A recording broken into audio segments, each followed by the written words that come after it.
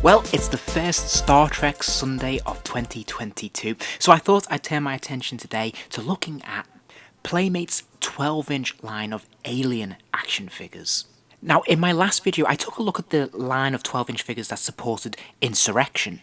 That line only produced 5 crew members from the Next Generation film, and sadly there were no aliens amongst them. However, Playmates did produce a series of aliens, although to be fair, they were weighted more towards the original series than say Next Generation, Deep Space Nine or Voyager. Now, if you've seen my previous video looking at the Insurrection figures, you'll know I'm actually very fond of this 12-inch line. They have a very simple, toyetic charm to them, and yet despite this, there's actually quite a lot of effort and detail and texturing gone into these figures that makes them very worthy additions to any fan's collection. For the most part, these figures all use the same base body and the same hands, but they tweak the head sculpt, the costumes and the accessories that come with each figure. So each one does feel distinctive and different and unique and has its own personality and charm, I think. Now, despite having several waves in this 12-inch line, there weren't very many aliens produced. In fact, there were only 5 in total. And this is a real shame because I actually think they number amongst the best. So let's start by looking at the packaging. As most of these 12-inch figures are from the original series, they all pretty much have the same packaging. The one exception is Q, and we'll look at that a little bit later. But the original series packaging has this lovely image of the Enterprise on the side panel, which is at a slight diagonal, and it looks really nicely. It's nicely illustrated, nicely painted image there. On the front we have that window display so we can see the figure inside, and then we have this sort of nebula, this sort of orange in space and some planetoids and the stars, of course. And it looks really attractive. I think they've done a very, very nice job of this packaging.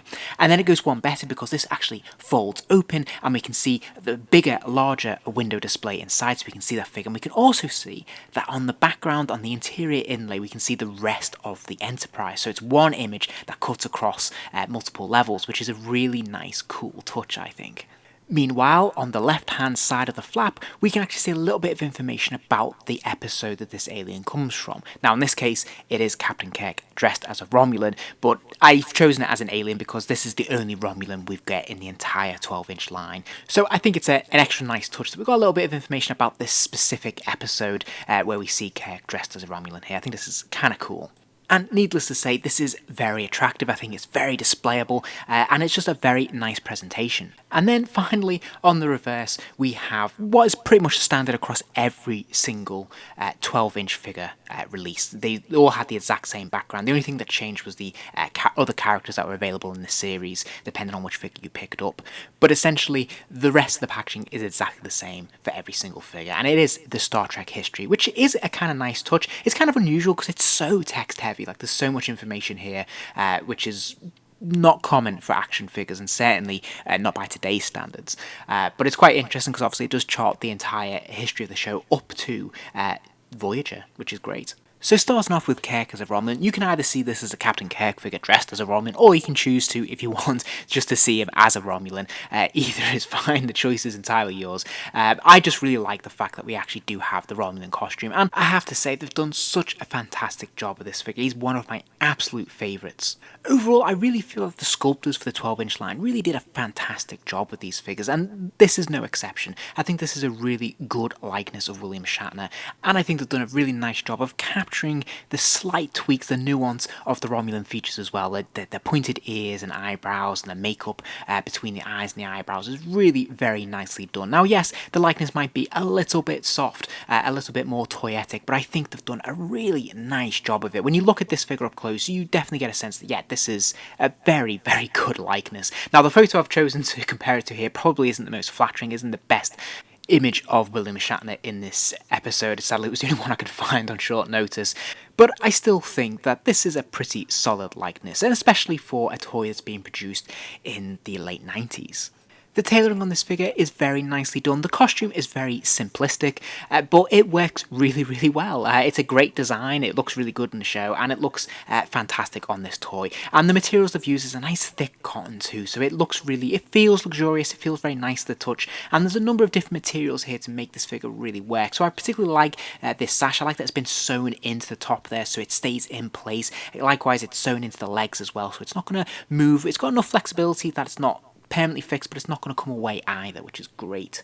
Also, you'll notice that they've used a different material for the boots, the bottom part of the legs. This is a sort of faux leather. It's quite a shiny PVC kind of feel, texture to it. It looks really nice. It works very well. And it's actually kind of seamless. You can't actually tell where the bottom of the material ends and the hard plastic of the boot begins. And I think this works remarkably well, much better than it should do in truth. So I think this is really very effective. It looks really good, and like I said, it's nice to have an extra texture in there in the figure. Overall, this is quite a winning combination. As I mentioned earlier, all these figures use more or less the same base body, and they all have these hands. I have mixed feelings about these hands. They're sort of a very hard plastics. There's no give in them whatsoever, which can be very frustrating when you want to put different accessories in the hands, especially if those accessories, some are wider than others. It can make this kind of a painful process to get them into their grip. However, it is pitched so it can kind of be a sort of open fist. So it can be a fist, or it can be a sort of open hand. It can hold various accessories. It's mostly successful, but it looks a little bit clumsy. But as you can see, certain accessories like the phaser fits in perfectly. You won't have any issues getting this in there, and it looks pretty good. The phaser itself can tend to be a little bit, maybe a bit oversized. It's maybe not quite accurate to scale. It looks a little bit too chunky. That said, the mold, the sculpt, and actually the paint apps are very nicely done. It's nice to see the different colours on here, the black, the greys, the silvers. I think it's a very nicely painted prop, and it looks pretty decent. Now, the articulation is pretty much identical on every single figure, so I'll just run through it the ones here. There is a swivel at the neck, meaning the head can spin right the way around, but it can't look up or down. He does have ball jointed shoulders though, which means his arms can reach up and out, which is great, and he has a single jointed elbow as well, bending to roughly 90 degrees, which is pretty cool, and there's another swivel at the wrist, meaning the hand can rotate right the way around, but again, there's no hinge there or anything like that. It is just a swivel. Now, at the waist, thankfully, he does have a ball jointed waist, meaning that he can sort of rotate right the way around. He can move from side to side, and he can arc from side to side as well, which is pretty cool. So there's enough range of motion here to make up for an ab crunch or anything like that, and isn't just a straight swivel, which is really appreciated. He's got the ball jointed hips, so his legs can kick out to the side. They can also kick forwards and backwards, which is great. And then there's another single jointed knee, which can kick his legs just greater than 90 degrees, which is great, but there is no more articulation. There's no swivel or hinge at the ankle. The lower leg is one solid piece.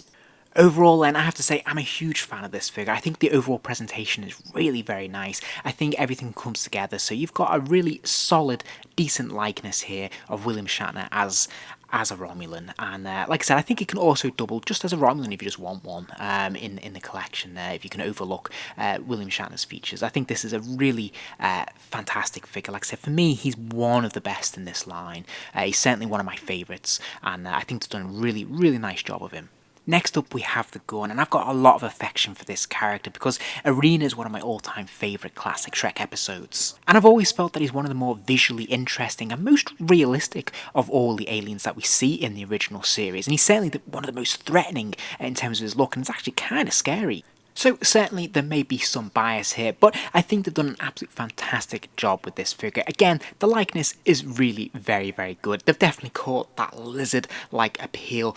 All the bumps and grooves, of course the teeth, the sculpt of the teeth and the eyes, all very, very nicely sculpted. And we've got nicely paint apps here as well. We look at the bottom of the teeth versus the top of the teeth. There's two tones going on there, which is great. And then there's a nice black sort of wash running through this. Just give it a bit more of texture, a bit more shadow to it to make it look a little bit more menacing and really make the most of this sculpt, which is brilliant. If I was going to nitpick, the only thing I can criticise this sculpt for is to say that maybe the head looks a little bit too narrow, a little bit too thin, rather than being sort of wider as we see in the show. But nevertheless, that is a very minor gripe because this is a very good likeness, I feel. In terms of the tailoring, there's not an awful lot to this figure because he just have that sort of that loincloth and tunic, which they've done a nice job of. Again, it maybe looks a little bit too dark. It perhaps could have been doing a little bit brighter, but overall, I think they've done a very nice job of capturing the design and pattern that we see there, and it is a nice texture as well. So I think they've done a very good job of this, and I think it's interesting as well. You'll notice that obviously his arms and shoulders there obviously are sculpted again in that lizard style, so they've got all the bumps and grooves to make it look like it is like sort of this leathery sort of scaly kind of skin, which is fantastic.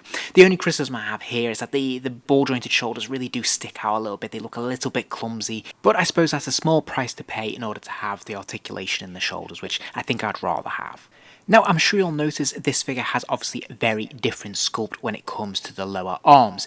Obviously, he has his gauntlets sculpted in, and he has obviously very different fingers. Now, this is very nicely done. This is a unique piece. This only appears on this figure, so it's nice to have this special sort of uniqueness to this character, which is great. However, there is a trade-off here. It's that sadly he doesn't have articulated wrists, so he loses a bit of articulation here, which is a shame, and I'm not entirely sure why. Perhaps they were pushed for time, or maybe they felt they'd made a trade-off in terms of actually creating a brand new sculpt for the lower arms. I'm not sure which it was. But nevertheless, the lower arm is all one solid piece. And of course, the same rings true for the lower legs and feet as well. But again, this is a brand new sculpt, as you can see. Very nicely painted, very nicely sculpted, and I think they've done a really nice job of this. And I'm pleased to say he has no problem standing whatsoever. He's very solid on his feet, and this looks pretty good. I should point out he comes with some unique accessories as well. He has his communicator, he's got his piece of flint, that bit of rock that's going to be sort of a dagger, and he also comes with a big stick by the looks of it as well. I don't remember ever owning this, but nevertheless here he is in the photo, so I guess he does come with it. So pretty cool, some nice unique individual character pieces here, which is very, very cool. So once again, I think a very successful entry into this line. He's certainly unique, he's got a lot of interesting qualities to him, and I think he makes an impressive threat to the original series crew when you put them together. So I think, you know, he's a worthwhile addition to your collection. Next up we have the Andorian. I must admit, when I first purchased him, I wasn't really expecting a great deal from this figure. Obviously he's a fairly minor character who shows up in Journey to Babel, and yeah, I just wanted an Andorian in my collection. It wasn't until I opened him up I realised how fantastic this figure is. So for starters, we have the head sculpt, and I think they've done a really nice job with this head sculpt. It's maybe not the most accurate likeness, like there could have been some more use of, say, purple, and obviously the actor who plays this Andorian in the show is obviously a little bit older. And that said, they've done a nice job of sculpting enough lines and features on this Andorian's face to make him look approximately close to the actor. Also, there's some nice shading going on, some nice use of different darker blues, and some nice greys going through the hair to make it look a really good portrait, a really realistic kind of look to this figure, which is fantastic. The only real criticism I can make is that the antennae look a little bit too large than we actually see in the show, but to the figure's credit, where the Gorn lost articulation because of his uniqueness, the Andorian actually gains because these antennae actually are movable, and I think this is a lovely little touch. There's just simple swivels, but it works really, really well. I also really love the tailoring on this figure. The various materials they've used for the different parts of the costume work so well. What we have in the tunic here is this sort of felt material, and it's very nicely painted, very accurate to what we see in the show, very colourful, and they've done such a nice job of this, and the belt goes right the way around it as well to support it and hold it in place, and it looks really, really good. And then underneath we have a bit more of sort of a cottony felt kind of material for his main sort of sweatshirt, I suppose, and it looks really, really, it just feels very nice, and it looks really very good, very bright, very colourful. It's a bright powder blue, and it contrasts very nicely against that main tunic there. So this is a really nice visual and also nicely textured costume. And this filters all the way down to the legs and of course onto the boots. Now the boots are those standard hard plastic boots that we've come to know and love. They are of course moulded into the legs, but they have painted them brown here, and it's actually nice for once to see the trousers end at the top of the boots rather than going over them. And it's such a small thing, but it actually manages to make this figure stand out and look a little bit different to the rest in the collection. Now added to all this, he actually comes with some fantastic unique character pieces. So he comes with a bottle of Andorian wine, or is it Romulan ale? I forget which, but again, really such a simple little prop, but it's so cool to have this. And he also comes with a glass as well where it's poured into, which I think is absolutely fantastic. It's nice to have something like this in the Star Trek universe, and it's really, really a fun couple of props to give this character. And as you can see, he has no problems holding them either, and he's definitely a fun-loving, party-going kind of chap, I've got to say. I think he's a really fun figure to have in the collection, and he's one of those where I wasn't expecting much, and I just absolutely loved him as soon as I opened him up. He's definitely another of the highlights of this entire collection. Now, before I leave Classic Trek, I'm going to touch on one other alien that was released as part of the 12-inch scale line for the original series, and this was the Mugatu. Now, this alien only makes the briefest of appearances in the original series, but it's one of those big monsters that's really very cool visually, and it's quite interesting in the show. And yeah, I think it's really ambitious that they actually decided to make a figure like this. It's very cool. And yeah, sadly, I have yet to own this. It's one on my list to try and track down and pick up at some point. So it's difficult to give you a recommendation or talk about it in any kind of critical sense without actually having it in hand. However, I do understand from looking at various reviews that this figure is actually one of those sort of wire bendy figures. So it is all fluff on the outside, but inside there is a wire, so you can pose him in his arms and his legs in different positions. This is very similar to the approach they took with the Wampa from I think it was Hasbro or Kenner who released this in their Star Wars 12-inch line way back in the 90s, around the same sort of time. And I did actually own that, and I thought that was an absolutely fantastic figure. It was obviously very different, and it just worked really well. Having all that fluff and flair just give him an extra sort of dimension of scale and size, which is really impressive. And I'm sure that would be the same here. And I think certainly the head sculpt looks really menacing, and I think he'd be a really cool addition to this line. So yeah, he's definitely on my hit list, and I think he'd be really fun to have. And that brings me finally to the last entry in this video today, which is Q. And of course, Q is from the next generation, so the packaging is completely different. And sadly, Q is the only alien that we got from the next generation in the 12-inch scale. But I'm really glad we got him, nevertheless, and the packaging is gorgeous. So again, it's a similar sort of style, but you'll notice that the planet's a little bit different. There's a green sort of nebula going on in the sky, which is great, and we have those stars. So again, very nice presentation, really lovely packaging. And of course, we can see down the central column there on the side tab, we can see the Enterprise D coming into view. And of course, when we open that up, we can see it in all its glory behind the figure there. So I'm really impressed with this packaging. I think it looks really displayable, and I've always got a soft spot for it. And I love, once again, that we have a little bit of information about the character of Q across all of his adventures in the next generation, which is great on the left-hand side there. And I think this is just really very nicely done. And once more, the reverse of the packaging is again that same Star Trek history we're seeing on every other figure in this line. The only thing that's different, of course, is the characters that we can see released in this wave. So we can see the Cisco, Uhura, and of course Troy in this wave of 4 figures. And here he is out of the packaging, and I think the first thing that will strike you about the figure is how vibrant his robes are. There's a slightly silky quality in the material that they've used, and it reflects the light very nicely. So that red is very shiny and it's very appealing. Now, it can be a little bit difficult to tell through the big hat that he's got on, but the likeness is actually pretty solid. I think they've done a pretty good job of this all in all. I think one of the things that really stands out, though, that we can see that isn't quite to scale is obviously his chain. This looks a little bit too small, a little bit too tight around his neck. Obviously, it should be going right down to his midriff, really. But the cool thing is that this mask, this hat, whatever you call it, cowl, is removable, and it does just slide off his head nice and easily, and it retains its shape as well at the top. So rather than being, say, a rubber piece or one all plastic piece, it's very nice that they've added in this extra level where you can remove it if you want, which is great. And I think this likeness of John Delancey is pretty decent all in all. Again, maybe the forehead might be a little bit too high. I'm not entirely convinced by that hairline, but overall, I think it's certainly facially, I think, although being slightly soft in that toyetic way, I think it's a pretty decent likeness. And as I said, I think it's very nice that you can remove that cowl or have it on, and it looks pretty good. And the other cool thing about the cowl is that it is a sort of solid piece at the top. They've put a little bit of card in there to make sure it retains its shape, which is great. I've already mentioned the vibrant, glossy, silky qualities of these robes in terms of the material, which is very nice. My only criticism might be that they're a little bit thin. It feels very thin, less luxurious than some of the other entries in this line. But nevertheless, in terms of the presentation, they do the job. They look really good. I can't really fault it too much. It's nice that they've got these little extra details like the tassels and things like that going over his shoulder, which is pretty cool. One thing I should point out, though, is that he is held in the box by a couple of strings, which you have to cut out to remove him, and they do unfortunately leave these holes in the back of his robes there, which is a little bit disconcerting. And for accessories, he does come with a couple of character unique pieces, which is nice. He's got his gavel here, and he's also got this big staff that he comes with. Now, the gavel fits nicely into his hand. There's no problems there whatsoever. The staff, however, it's a little bit too chunky, it's too thick for him to be able to hold in either of his hands. So unless you really want to force the hands open and potentially snap them, I'm not really sure what you can do with this.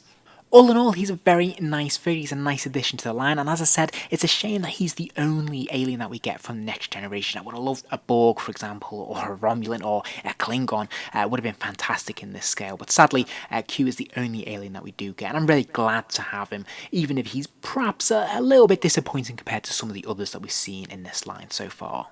And so there you have it, there is my overview of the 12-inch aliens from Playmates from Star Trek. I think, overall, these are a really nice collection. Some of my favourites, actually, are these aliens. I think they've done a very, very nice job with them. I think they're very colourful, I think they're very fun, and they come with some nice accessories. And the tailoring, in the main, is pretty excellent on all of these. And they're nice additions to break up the monotony of having the same crew uniforms for all of the other figures in the line. So, overall, a really nice collection. As I said, some of my favourites here, and yeah, I think they're definitely worth picking up if you can.